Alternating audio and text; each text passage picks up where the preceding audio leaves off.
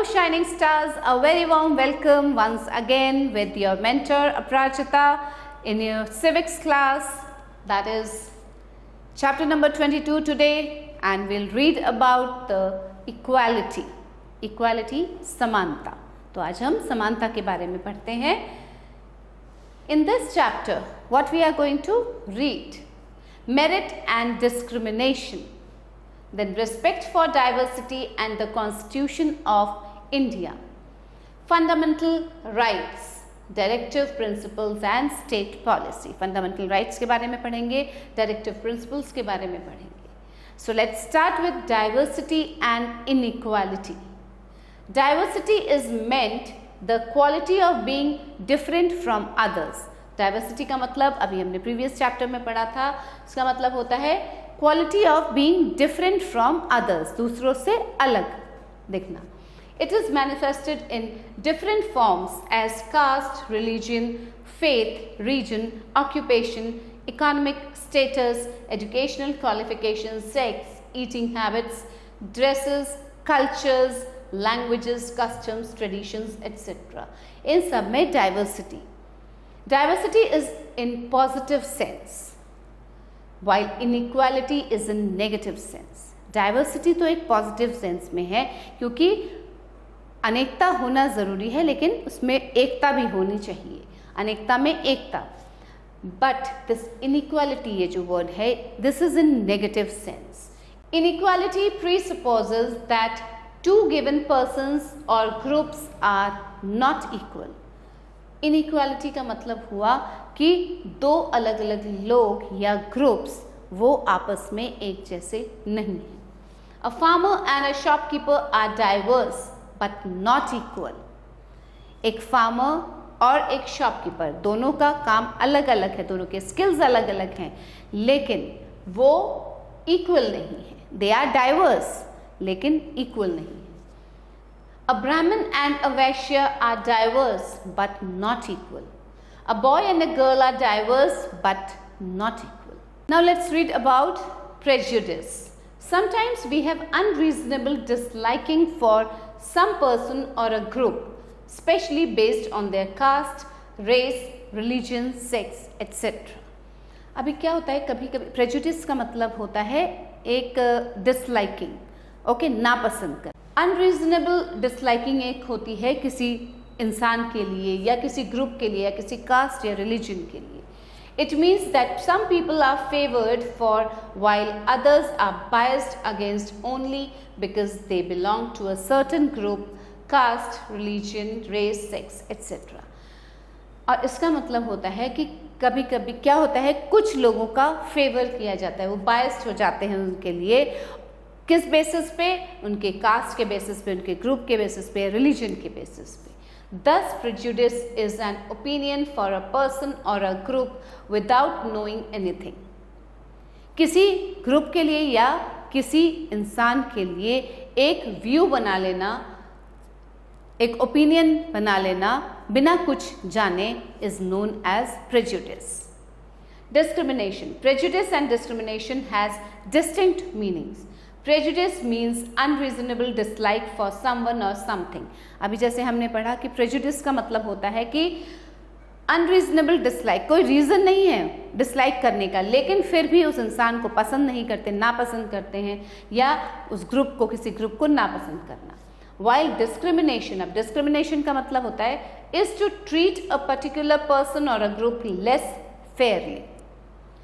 और discrimination का मतलब होता है किसी ग्रुप को या किसी पर्सन को अलग, उसको अच्छे से ट्रीट ना करना, दूसरों को अच्छे से ट्रीट करना, लेकिन किसी एक पर्टिकुलर इंसान को अच्छे से ट्रीट नहीं करना. That is the discrimination. Okay, किसी एक ग्रुप को ज़्यादा फेवर करना और दूसरे ग्रुप को कम फेवर करना. It is putting down someone or people, not allowing them to take part in activities, restricting their freedom, etc. जैसे किसी ग्रुप ऑफ पीपल को किसी एक्टिविटी में पार्टिसिपेट नहीं करने दिया, उसको कोई कमी बता के उसको रोक दिया गया, लेकिन ऐसे दूसरे, इसी के मुकाबले दूसरे ग्रुप को उसमें पार्टिसिपेट एक्टिविटी में करने दिया गया, क्योंकि क्या होता है उसमें डिस्क्रिमिनेशन क्या हुआ कि जिस ग्रुप को मना किया उस ग्रुप के लिए एक अनरीजनेबल डिसलाइकिंग है, नापसंदगी है, तो इसलिए उस ग्रुप को उस एक्टिविटी में पार्टिसिपेट नहीं करने। Prejudice and discrimination are the two evils of the society. ये प्रेजुडिस भी अच्छा नहीं है और डिस्क्रिमिनेशन भी अच्छा नहीं है सोसाइटी के लिए। As they check the progress of the nation, it spreads inequality and decreases brotherhood among people. लोगों में भाईचारा कम करता है ये और इनइक्वालिटी फैलाता है। They damage the society and the nation, we should root them out. इसको जड़ से उखाड़ फेंकना चाहिए। However it is not a very easy task to be done. Discrimination में एग्जिस्ट एट डिफरेंट लेवल्स, अलग अलग लेवल्स पे डिस्क्रिमिनेशन हो सकता है। It can be found even in our homes, घरों में भी देखने को मिलता है discrimination. Outside the home, a person or a group may be discriminated against on different grounds. अलग अलग grounds पे discrimination हो सकता है, like caste, religion, language, region, age, gender, etc. Fact to know: the people of lower caste are considered untouchables by some people. कुछ लोगों ने ये lower caste के जो लोग हैं उनको untouchables consider करते हैं। वो Gandhi ji called them Harijans, और गांधी जी ऐसे लोगों को क्या बुलाते थे? हरिजन्स बोलते थे, जिसका मतलब होता है people of God. Merit and discrimination, everybody can not become a pilot और an engineer. Everybody has certain aptitude and attitude. हर कोई पायलट, हर कोई डॉक्टर या इंजीनियर नहीं बन सकता है। A person can be a good player but not a good dancer, and another can be a better singer than a runner. कोई running में अच्छा होता है, कोई सिंगिंग में अच्छा होता है, कोई डांसिंग में अच्छा होता है, सबके अपने अपने क्वालिटीज़ हैं। दिस इज डाइवर्सिटी, इसे कहा जाता है diversity. So when a person is selected on the ground of his merit, it is not discrimination. अब अगर कोई डांस में बहुत अच्छा है और उसका सिलेक्शन हो जाता है, if two people are competing, now there is example, एक एग्जाम्पल सुनिए ध्यान से। अगर दो लोग डांस के लिए compete कर रहे हैं, एक बहुत अच्छा डांसर है और दूसरे को डांस अच्छे से नहीं आता, वो अच्छा सिंगर है, और जजेस ने जो अच्छा डांस करता है उसको सिलेक्ट किया, तो ये डिस्क्रिमिनेशन नहीं है, ये उसकी क्वालिटी जो स्किल है उसके बेसिस पे उसका सिलेक्शन हुआ है। इसमें कोई डिस्क्रिमिनेशन नहीं है, क्योंकि दूसरा वाला जो था पार्टिसिपेंट वो डांस नहीं करता अच्छा, वो सिंगिंग में अच्छा, he is a good singer, तो इसीलिए उसका सिलेक्शन नहीं हुआ। Similarly when a student with more marks is selected for admission to a certain course, it is not discrimination because it is based on merit. अब कोई बच्चा अपने merit, उसने बहुत अच्छे मार्क्स स्कोर किए हैं। A child has scored 98% and the other student he has scored 50%। अब कहीं एडमिशन के लिए, कॉलेज में, यूनिवर्सिटी में, कहीं पे एडमिशन के लिए, that 98% holder child has been selected, तो this is not discrimination because उसका मेरिट, वो अपने मेरिट के बेसिस पे उसका सिलेक्शन हुआ है। Respect for diversity and the constitution of India. अब डाइवर्सिटी का रिस्पेक्ट कैसे करना और कॉन्स्टिट्यूशन ऑफ इंडिया क्या है? Our constitution respects diversity of different people. हमारा जो कॉन्स्टिट्यूशन ऑफ इंडिया है वो अलग अलग लोगों की डाइवर्सिटी को रिस्पेक्ट करता है। It seeks to abolish any type of inequality, prejudice and discrimination. इन सब चीज़ों को हटाने के लिए हमारे कॉन्स्टिट्यूशन ऑफ इंडिया में there is written that these things should be thrown out. It says that the government should protect different people from inequality and discrimination which may result in exploitation. Now see, this is the Sansad Bhavan, parliament. Fact to know: the Constitution of India is the largest constitution of the world. पूरे world में हमारा जो Constitution of India वो सबसे largest है। It was adopted on 26 November 1949 and it came into effect on 26 January 1950. 26 January 1950 को ये effect में आया। Provisions for diversity and equality of people. The Constitution of India ensures that no discrimination is practiced on the grounds of religion, region, language, caste, community, gender, etc. Constitution of India ये assure करता है कि कोई भी discrimination नहीं किया जाएगा।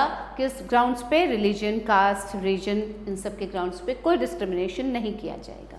The constitution clearly says that all citizens will be given equality of status and opportunity.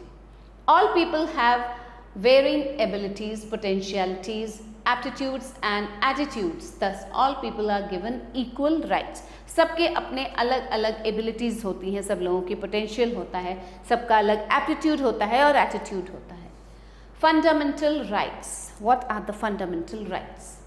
In order to ensure equality and diversity of all people, the Constitution of India gives 6 fundamental rights to the citizens.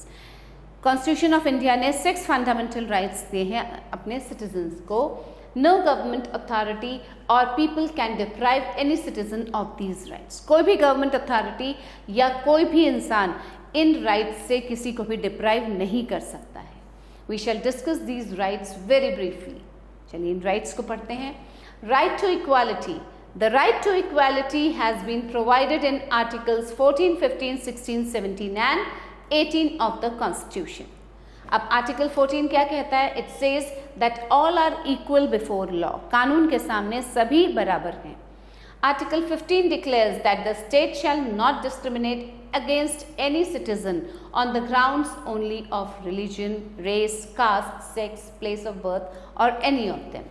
कोई भी state discrimination नहीं कर सकता किसी भी citizen के साथ। This article also makes special provisions for the socially and educationally backward classes of citizens or for the members of the scheduled caste and the scheduled tribes.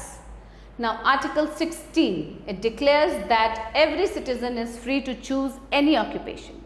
Article 16 में लिखा गया है कि कोई भी citizen कैसा भी occupation select कर सकता है। No one is denied to any opportunity. It also provides for reservation for employment for any backward class of citizens. उसमें backward class के जो citizens हैं उनके लिए reservation का भी provision है। Article 17 abolishes untouchability in any form and makes it a punishable offence. Article 17 में ये mention है कि untouchability को जड़ से उखाड़ फेंका जाए और ये एक punishable offence भी declare किया गया है। Article 18 declares that the Government of India cannot award any titles other than educational and military titles to the people of India. Article 18 में ये डिक्लेयर किया गया है कि गवर्नमेंट ऑफ इंडिया कोई भी टाइटल नहीं दे सकती है, केवल 2 टाइटल्स दे सकती है, एक तो एजुकेशनल टाइटल या मिलिट्री टाइटल किसी भी इंडियन सिटीजन को। Also, a citizen of India cannot accept any title conferred by a foreign government without prior permission of the President of India. और कोई भी इंडिया का सिटीजन अगर उसको किसी फॉरेन गवर्नमेंट से कोई भी टाइटल मिला है तो पहले परमिशन प्रेसिडेंट ऑफ इंडिया से लेनी पड़ेगी वो टाइटल लेने से पहले। Now, right to freedom. Article 19 to 22 deal with the right to freedom. It gives the freedom of speech. अब कौन कौन से है right to freedom? Freedom of speech, expression, movement within the territory of India, to assemble peacefully and to practise any occupation. It also ensures protection of life and personal liberty. These are the right to freedom. Now right against exploitation. Article 23 prohibits any kind of sale and purchase of human beings, beggar or forced labor of any kind. ये जो article 23 है इसमें prohibition है, रोक लगाई गई है, किसी तरह का भी sale and purchase human beings का नहीं हो सकता, बेगर्स का नहीं हो सकता. Article 24 says that no child below age of 14 years can be employed to work in any factory or mine or any other hazardous employment. Article 24 में कहा गया है कि कोई भी बच्चा जो कि 14 ईयर्स से कम एज का है उसको किसी भी फैक्ट्री या माइन में काम नहीं करने दिया जाएगा और कहीं भी जहाँ भी हैजार्डस एम्प्लॉयमेंट है, जहाँ एक्सीडेंट्स होने के चांसेस हैं, वहाँ पे भी 14 ईयर्स से कम से के बच्चों को कोई एम्प्लॉयमेंट नहीं देगा. Right to freedom of religion. Article 25-27 says that there is no state religion, कोई भी state religion नहीं है, but all citizens have the freedom to practice any faith of religion. लेकिन जो citizens of India हैं वो किसी भी religion की practice कर सकते हैं. Article 28 prohibits any kind of religious instructions in any educational institutions. Article 28 क्या डिक्लेयर करता है कि किसी भी एजुकेशनल इंस्टीट्यूशन में किसी तरह का कोई रिलीजियस इंस्ट्रक्शन नहीं दिया जाएगा, होली और partially maintained by the state. Cultural and educational rights. Article 29 guarantees the people to conserve their language, script or culture and prohibits any kind of discrimination against such people. Article 30 allows all religious and linguistic minorities to establish and administer their educational institutions.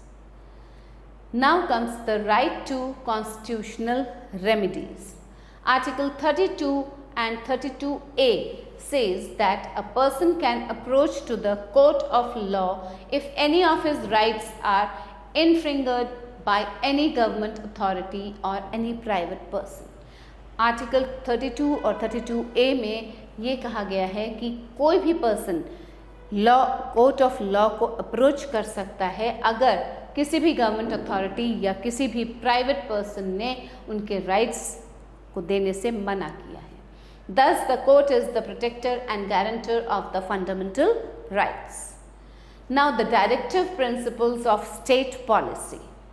The Constitution of India provides for certain goals called directive principles of state policy, which cannot be enforced by any court of law. जो constitution of India है उसने क्या provide किया है कुछ goals को achieve करने के लिए, जैसे directive principles of state policy, और ये कोई भी कोर्ट ऑफ लॉ एनफोर्स नहीं कर सकती है. The purpose of these is to direct the government to administer in such a manner that these goals can be met. कुछ गोल्स को अचीव करने के लिए ये गवर्नमेंट एडमिनिस्ट्रेटर्स को ये direct the purpose the government to administer, government को administer करने के लिए ये कुछ गोल्स को मीट करने के लिए ये डायरेक्टिव प्रिंसिपल्स बनाए गए हैं. These directive principles are dealt from articles 36 to 51. Their goal is to raise the standard of living of people. अब इनके गोल्स क्या हैं? एक तो लिविंग स्टैंडर्ड्स को हाई करना, giving them protection of all types and give them educate opportunity for growth and develop. तो अभी इस चैप्टर में हमने क्या क्या पढ़ा, एक बार जस्ट रिवाइज करते हैं. Important facts. Diversity and inequality should not be confused with one another. Both are different. Prejudice is mere dislike while discrimination is unfairness. No person should be discriminated against on any ground like caste, religion, language, region, sex, etc. The citizens of India have been given 6 fundamental rights. कितने fundamental rights हैं? 6 fundamental rights. The most important of which is the right to constitutional remedies. सबसे ज़्यादा important कौन सा है? Right to constitutional remedies. The directive principles of state policy have been included in the Constitution in order to direct the government how it should attain the noble goals. और ये जो directive principles of state policy हैं ये Constitution में क्यों include किया गया है? जिससे कि government को direct किया जा सके कि वो goals को कैसे achieve करेंगे. He is Dr. Bhim Rao Ambedkar. Okay. Now children, let's do the exercise here. Objective type questions. Take the right option. Diversity is in dash sense. कैसे sense में होता है diversity? Positive, negative, none of these. It's in positive sense.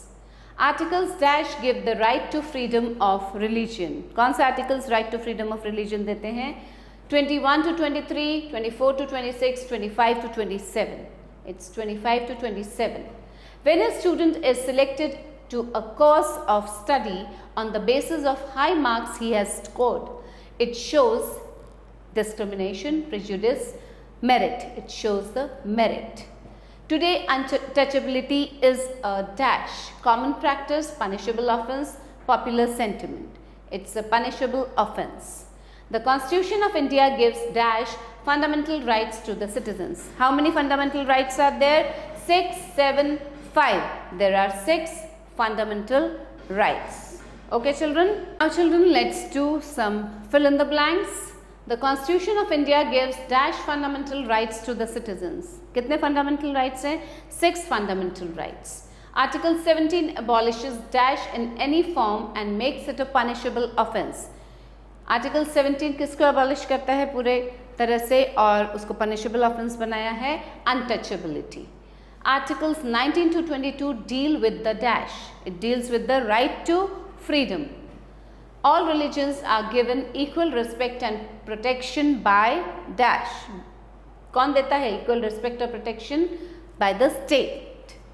The dash is the protector and guarantor of the fundamental rights. The Supreme Court is the protector and guarantor of the fundamental rights. Now, okay children, now some true false here. Write T for true and F for false. Diversity means that people are unequal. False. The citizens of India have been given 6 fundamental rights, the most important of which is the right to constitutional remedies. Yes, this is true. The directive principles of state policy can be enforced in a court of law. No. False. The Constitution of India is the largest constitution of the world. Yes, this is true. So write down T here. Okay children. So here we end up with the chapter and I hope it was a good one. You all had read it very nicely. Once again go through this chapter. एक बार फिर से पढ़िएगा इस chapter को and stay tuned for the new video. Let's meet again with a new chapter, something more interesting. Till then, keep learning and have a good day. Bye.